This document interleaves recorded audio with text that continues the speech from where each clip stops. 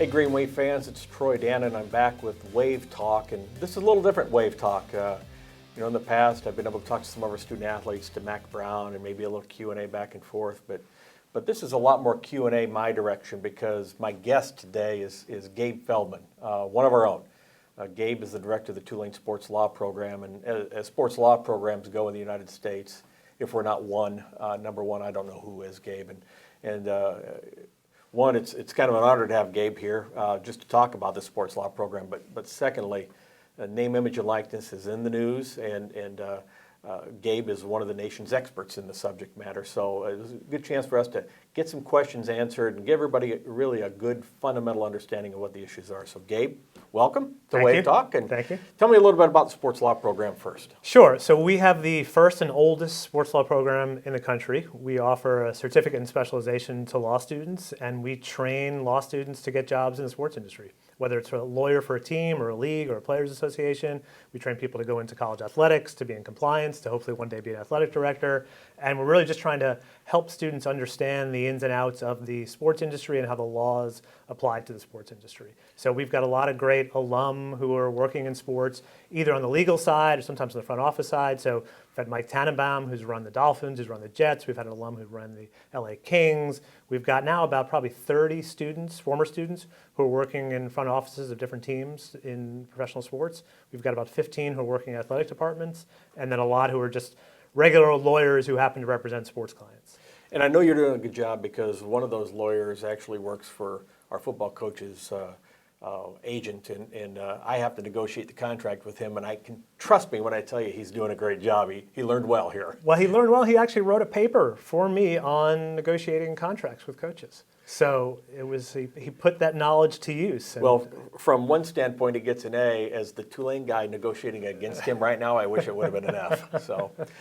Name, image, and likeness. We'll talk a little bit later. Maybe you wrote a white paper that's still kind of the basis of knowledge and direction for a lot of folks. But this really isn't paying players, which is what a lot of people think name, image, and likeness is. Right. I think it's an important distinction to make. And if we can separate paying players to play or paying them to come to a particular school, that's not on the table other than through the lawyer's eyes for the plaintiffs in a couple of different lawsuits. What's on the table is that every person in this country has what's called a right of publicity. It's a right to their own name and image and likeness, and to be able to sell it, use it however they want, whether it's in an endorsement deal or signing an autograph or making an appearance at a car deal or wherever it might be. And the legislation that is pending or that was passed in California, and all the discussion now is, should college athletes be allowed to be paid for the use of their name, image, and likeness by third parties? It wouldn't be the school paying. It would be an apparel company. It would be a Nike. It would be an Adidas. It would be that car company. It would be a fan who wants to pay for an autograph for an athlete. That's what we're talking about with name, image, and likeness. So one of the examples that's come out familiar to our folks in our league was a Central Florida football player who had a music career on the side and wasn't allowed to benefit financially from that music career, and ultimately led him leaving football. That's a rule that the NCAA has that is an imposition on the student athletes that maybe the other students don't have a similar imposition. Right, so it's the amateurism regime in college sports, and it's the argument that the NCAA has made for decades, and the Supreme Court has agreed with it, and most federal courts have agreed with it, that college athletes and college sports are different than pro sports because the athletes are not paid. They are amateurs, not professionals. And the way they define amateurism is that they are not paid to play, and they are also not paid for anything related to their athletic ability. Even if it's their name, image, and likeness, they're famous because they play football, you cannot get an endorsement deal. You cannot have a show on a YouTube channel that is popular because of your athletic ability. If it's for non-athletic ability, then the NCAA is usually willing to grant a waiver to allow them to do an ad if they start up their own business. There's nothing to do with sports. They just happen to be a good business person, and they want to start their own business and put their own face on the webpage. The NCAA has typically granted a waiver to allow them to do that, but it is still technically against NCAA rules, and that is student athletes being treated than every other student on campus. Well, we have a case like that on our campus where we have a walk-on men's basketball player who owns an e-gaming team, an international e-gaming team, an e-gaming team that generates significant profits, and that team is worth quite a little bit of money. But in order for him to play basketball, we had to get a waiver. Whereas if he wasn't he was a 36 AT student coming in here, so he's here not just because of his athletic background, but had we not gotten that waiver, he would have had to walk away from the team in order to retain his stake in this e-gaming franchise. Right, and the argument is that the student athletes are the only students on campus who have to make that decision. If you're an actor, a musician, you can be paid to act and play music and still be a student. But if you are a student athlete, you cannot be paid to play. You cannot be paid for your athletic ability. And the question is, does that distinction make sense? Should college athletes be prevented from earning money like that on the side, again, not being paid to play? Or should we loosen those rules and allow them to be compensated that way? So reconcile this for me with Kyler Murray. Or I think Danny Ainge might have been the first athlete that I saw that was professional in one sport, participating in college in another. And Kyler Murray was famous last year because he got a $4 million signing bonus for Major League Baseball, but yet played for Oklahoma with that money in hand. So he was a pro and an amateur. Right. So the NCAA rule book is about that thick, and there are lots of exceptions within other exceptions. So depending on what sport you play, you can receive some compensation, some awards for performance in tournaments. You can be pro in one sport but not another sport. There are lots of exceptions to it, which I think strengthens the argument that we don't have this pure form of amateurism where nobody's allowed to get paid anything. So you already have some exceptions. Why not broaden those exceptions a little bit more? And amateurism has evolved over the last 70, 80 years. The amateurism from the early 1900s looks a lot different than it does today. People used to think you shouldn't be able to get an athletic scholarship because that was receiving payment for your athletic ability. And then people said, well, we should probably allow them to do that. And then they said, well, you shouldn't be allowed to have jobs outside of the institution because we're worried that might be abused, and boosters would give millions of dollars for someone to not show up to work. And we now allow outside employment, and lots of things have changed. So the question is, how much more will it change, or is this it? Are we at the fixed point? Well, it does seem like we're walking towards something that is our ultimate destination. You talk about scholarship. Well, there was cost of attendance about 6 years ago that everyone fought because it would be the end of the enterprise.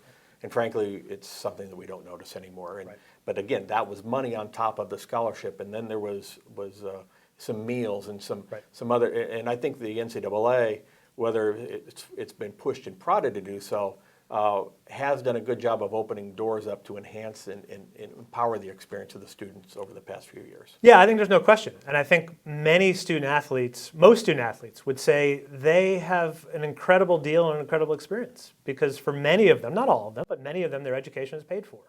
And they get that cost of attendance stipend on top of their scholarship. But we're talking about either a very small percentage of athletes who, if they didn't have these restrictions on them, would get money from a Nike and Adidas, whoever, for their name, image, and likeness. And maybe some of even the Olympic sport athletes who might not get a $500,000 endorsement deal, but might get a free lifetime swim goggles or whatever it might be that we don't know what the market would allow because the market hasn't been allowed to exist. So it may not be this massive change, and I think it's clear that student athletes have a lot more today than they did 30, 40, 50 years ago. But the question is, why are we still capping it where we're capping it right now? So to me, there's two different varieties of NIL rights. One is the right to, as you say, go get paid for your autograph, or the stereotypical, I'm going to be in an ad in a commercial for a car dealer, and I'm going to get paid for that. And that's really, it's related to the individual celebrity that they get at. It's the Central Florida situation all over. So there's that piece, and we can talk about that. But then there's the second piece, which is maybe the licensing. In the case of Central Florida, in the case of being the car dealer, you're not going to have a Tulane jersey on in the commercial. You're not going to wear our marks. You're not going to have You're doing this as basically an independent contractor, just of your own celebrity. But the group licensing piece that we talk about is really totally different. That is the marks, the images of the institution that you're participating on. That's Zion wearing a Duke shirt versus Zion wearing a blue T-shirt, for example. Can you kind of walk me through the nuances of the two? Yeah, so it's a really important distinction, and it's the same distinction that exists in professional sports. So right now, Zion can enter into an individual deal with a car company, shoe company, whatever it might be, but he's not going to have the right to wear the Pelicans jersey. That's separate. But he will enter into an individual deal, and we know the Nike deal is a massive deal, or the brand Jordan, a massive deal. But if he wants to be in the Pelicans jersey, then that third party has to reach a deal with the Pelicans as well. Then there are the group licensing deals where all of the athletes, so all the NBA players, all the NFL players, pool their rights together into what's called a group license. So if you want to use all of the players, you can get it through that group license. And then they partner with the league. So with the NFL, it's NFL properties and then NFL players, and they join together. So if you want to have a video game that has every NFL player wearing every uniform, then you can get this group license that allows you to use all of the marks of the teams and all of the images of the players. So we could see one or both at the college level. We could have that the individual athlete says, I'm just famous on my own. I don't need to be wearing the Tulane jersey, so I get paid $50,000 by the local car dealer. We can also have the college sports video games come back where fans desperately want that game back, where you get to go on and play any school you want and you get the name and image of every player you want. That would be through a group licensing deal, and that could be divided up in lots of different ways. The school could get half and the players could get the other half. The conference could get half and divide it up. The NCAA as a one entity could take half and then divide it up how they want. And the individual athletes can decide we each get an equal share, which is what typically happens. Or the starters get a little bit more, the backups get a little bit less, whatever they want to do. But both could happen. Right now, neither can happen. Right. In the group licensing model, we hear about gender equity in Title IX and the Olympic sports and the underrepresented sports, and that while it's the quarterback that makes the money, is the quarterback in a group licensing deal entitled to it? Who makes that decision? How is that negotiated? Is it bartered, or how is it done? So that's negotiated among the Players Association. It's an interesting thing. There is no Players Association for college athletes. So there would have to be some entity that makes that decision on behalf of the players. And it may be some informal association of college athletes, not necessarily a union, but some group that comes together to help them figure that out. But at the pro level, most of it's divided equally. Every player gets an equal share of that revenue. But if you're on the cover of the video game or if your jersey is featured more, you will get a larger amount. But it's generally meant to be an equal share of revenue. It doesn't have to be the way it is, but that's the way it typically is on the pro level. In the college level, again, there's more complications because there's no union and because of Title IX issues. And if the school is involved and the school is sharing revenue with the student athletes, that probably does implicate Title IX. Which just means we have to make sure there's an equitable distribution of revenue to men and women. But that could be the best thing to happen for women's sports and Olympic sports, is that there's actually now more money to go around and a pool of money that didn't exist at all before.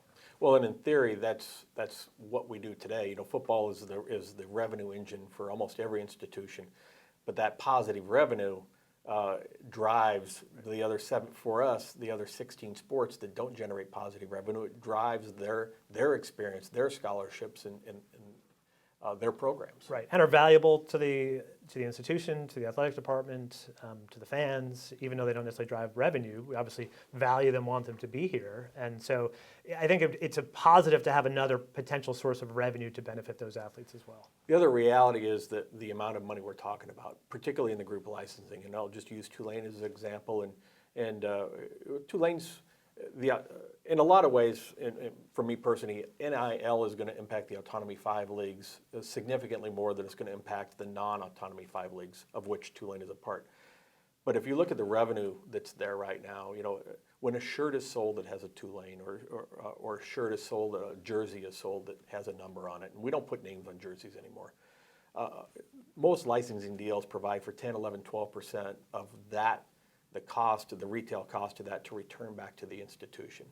Now, for a school like Tulane, you know, that number is not hitting six figures for things that are specific, sports specific, like jerseys. Right. So in reality, there's not a lot of money there on the group licensing piece. The other side of this, maybe I like to use the independent contractor NLI type model. There could be significant money there for a significant number of students. Yeah, there could be, and I think we just don't know on the group licensing what the money will be on the video game, and we know what it was prior to the game ending because of the litigation. So I think you're right, though. I think even at the pro level, the video game money and the jersey money is relatively small, and certainly the amount of money each athlete gets is very small compared to the individual deals that the top athletes are able to make. So let's talk about those individual deals for a second. I think the fear that everyone has is the market. You know, we always like to say, well, the market has driven football coaches' salaries. The market has driven this. The market has driven that. But there's a fear in allowing the market to drive this. And we're sitting here in the middle of the Deep South. The football market in the Deep South is different than for me coming from the Midwest. It's different. So how do you, I mean, I think the inherent danger is paying a student athlete $200,000 to be do a spot in a television commercial when really the market for a non-student athlete would never say it's worth $200,000.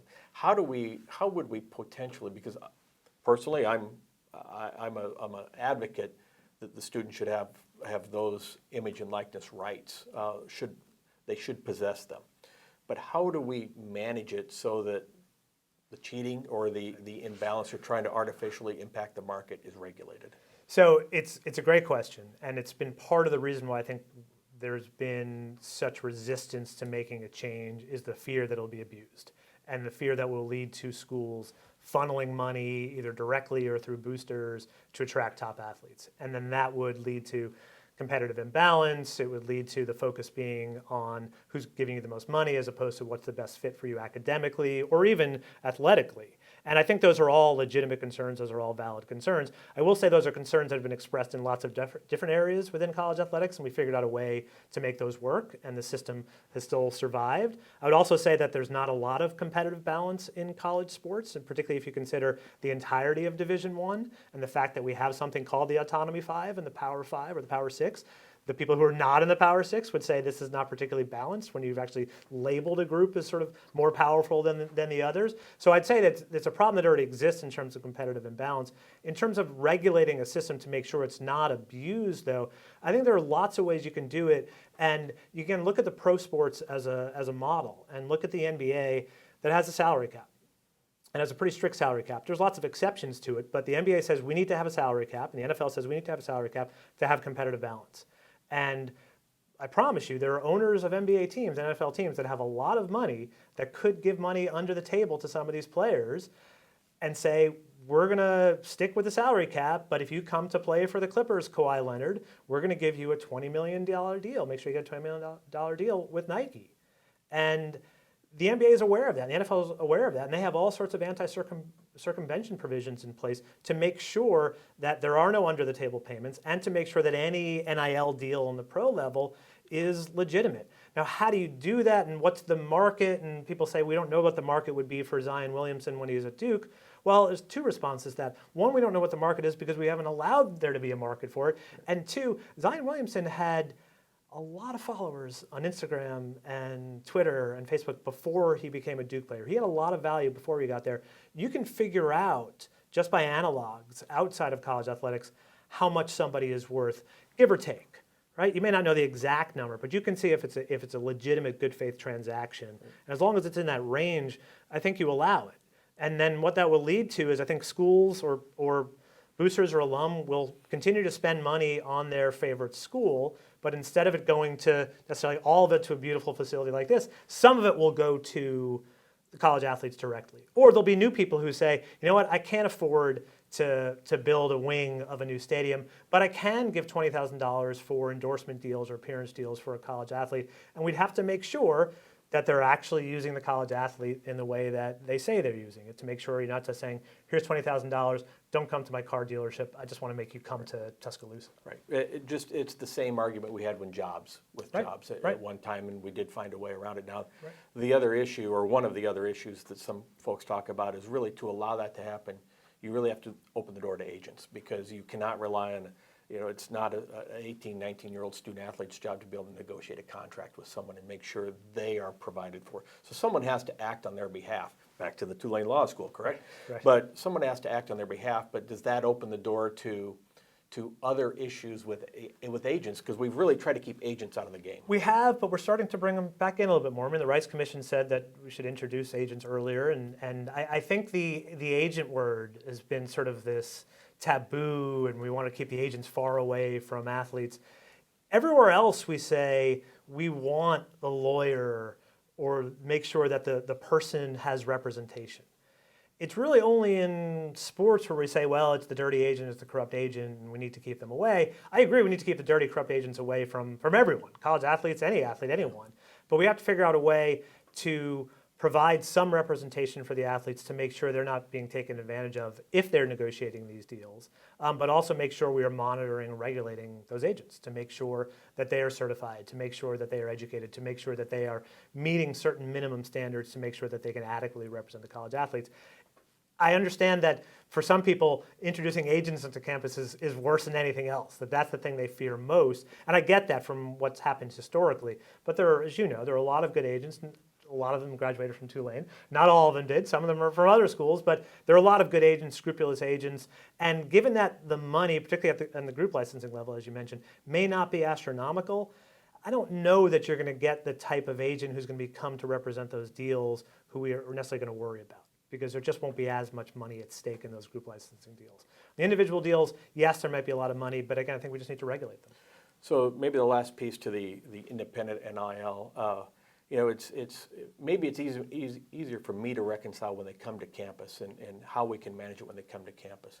But the reason the NCAA rulebook is this thick, half of it is about before they get to campus, and it's about the recruiting process. And when a student's not committed to us or is in the process, and then the car dealer's bringing them in for a $20,000, I think there's another concern there about before they get to college, and that even if we decided, hey, let's find a way, let's open this door up, and we try to keep the door closed before they get, because right now, if a potential student athlete has earned money for playing professionally, they're ineligible to compete when they get here.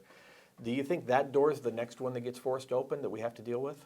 I think it probably is. I mean, I think it's just part of that gradual evolution, and I think there's a legitimate concern about lots of things that our athletes may be doing before they enroll in college or before they're applying. And I think this would just be added into that bucket of things that we need to monitor. And will it be easy? No, it won't be easy. All of this will be complicated. All of this will be difficult on some level.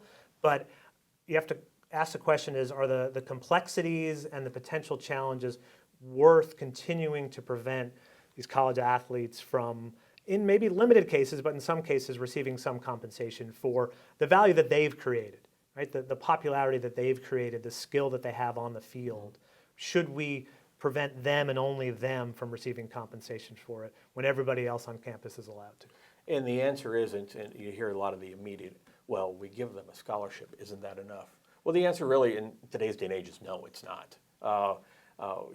With the amount of money we're spending on our programs and the facilities that we're building and the salaries that we're all willing to pay, I think we've demonstrated that there's enough value in the system. Now, how that value, correlates between the football athlete and the track athlete and the wrestler and the sailor at Tulane, is another issue altogether. Right. One other thing I just like to get your take on.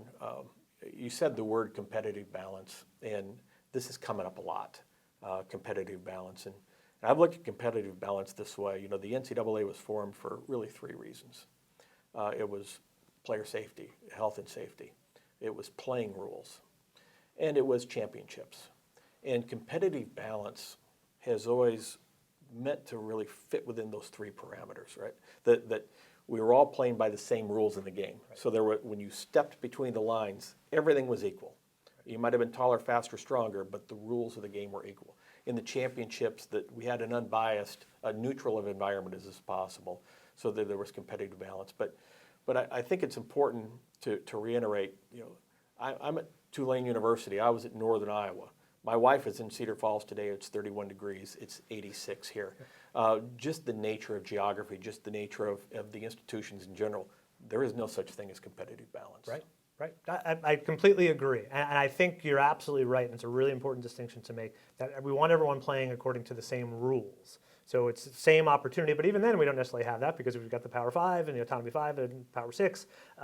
But we want them generally to play under the same rules, but then we recognize some schools are going to have inherent advantages just by their location, by their academic profile, that we're able to recruit a lot more people than other schools are because of our academic profile, because of our coaches now, because of our facilities, because of our weather, that other schools won't be able to do. And so we have to recognize there is some competitive imbalance built into it, but the argument is we don't want to make it worse. Right? We don't want it to be that you then get to pay an extra $50,000 to the college athlete to get them to come there. But at this point, we say it's okay to have the $50,000 spent on the stadium or the coach. We don't seem to mind that. We only seem to mind it if we're spending the money directly at the college on the college athlete. But I think competitive balance is a tough argument for the NCAA to make, particularly when you think about March Madness. College basketball tournament is based on competitive imbalance. That's why we like it so much. You like to have a Cinderella story. There is no Cinderella if everyone is the same talent level. So maybe in wrapping this up, this is a great discussion, and I hope everybody's found it valuable because there's so many intricacies here, and everyone has their own ox as to how they think it's going to get gored. Let me ask you this. At the end of the day, when all this is resolved, and I want to talk about process here to close this, but when it's all resolved, the same kids are going to go to the same schools. And it's like cost of attendance. You know, the cost of attendance here may be $2,800 and it may be $6,000 at Houston. But that's not the factor in why kids are choosing to go to one school or another. And while we all feared it was going to, it really didn't impact it. Do you have a sense that when this is implemented, and it's inevitable, it's going to be implemented, that we really won't see a noticeable impact? It's going to be the same schools, the same kids going to the same schools? I don't think we'll have a noticeable impact. I really don't. I think this is one of many in the line of things that the NCAA and pro leagues had similar feared that if we implement this, it will destroy college athletics. As you mentioned, it was cost of attendance.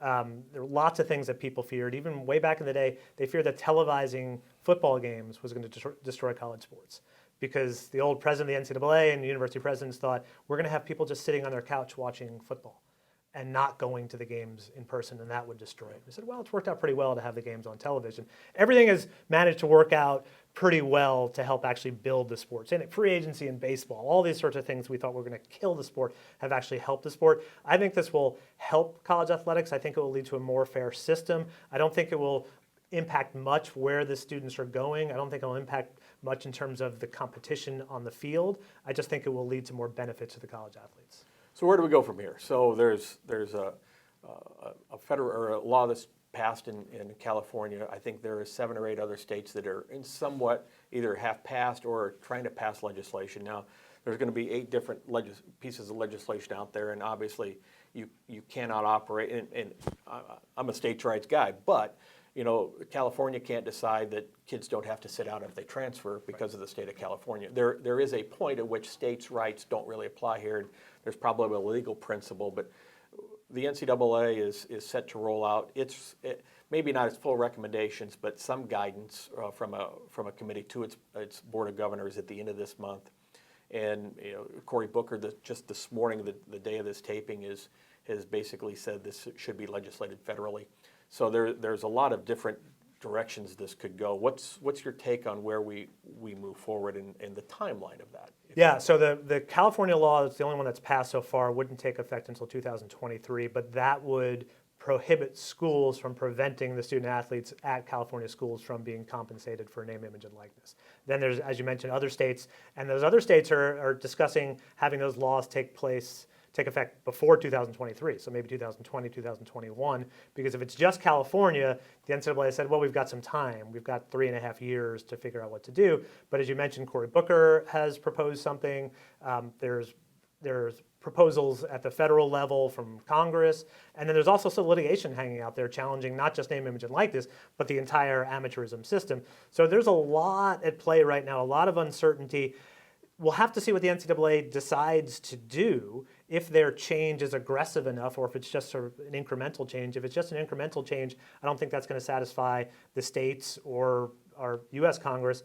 And then I think we're going to see a legal battle where the NCAA is going to argue the states don't have a right, as you said, to control our rules. And people say, well, California could certainly control the rules of Microsoft. Just because they have offices all over the country doesn't mean they need uniform rules.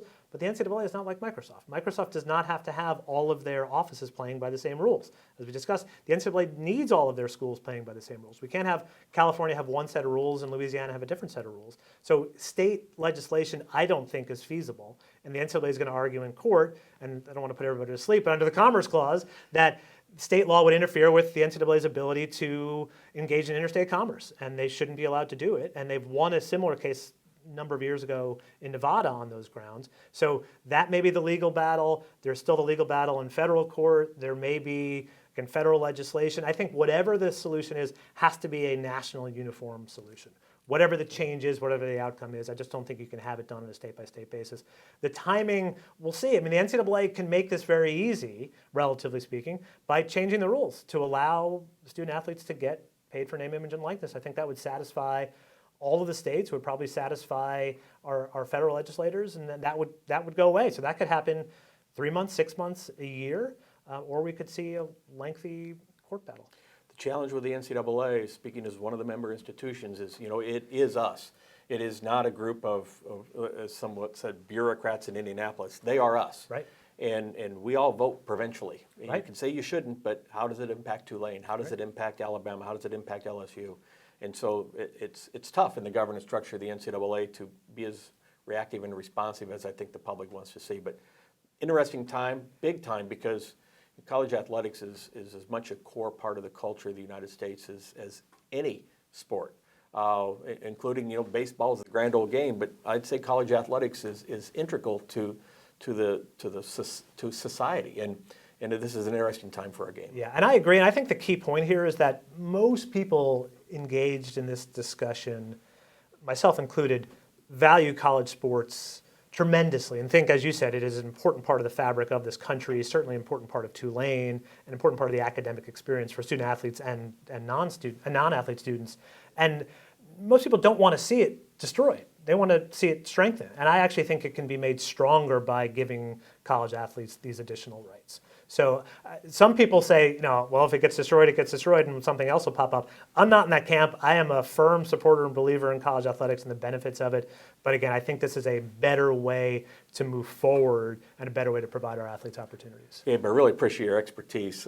There's nothing more invaluable to me as an AD is to have Gabe on campus. So as these matters come up, I can walk 5 minutes into his office and to have maybe the nation's foremost expert from Deflategate to NIL now, Gabe Feldman. I really appreciate you joining me on Wave Talk, and to all of you, I hope we give you a little bit better understanding of where NIL is and where it's headed and what to look out for. But in the meantime, roll Wave. Roll Wave. And thanks for watching.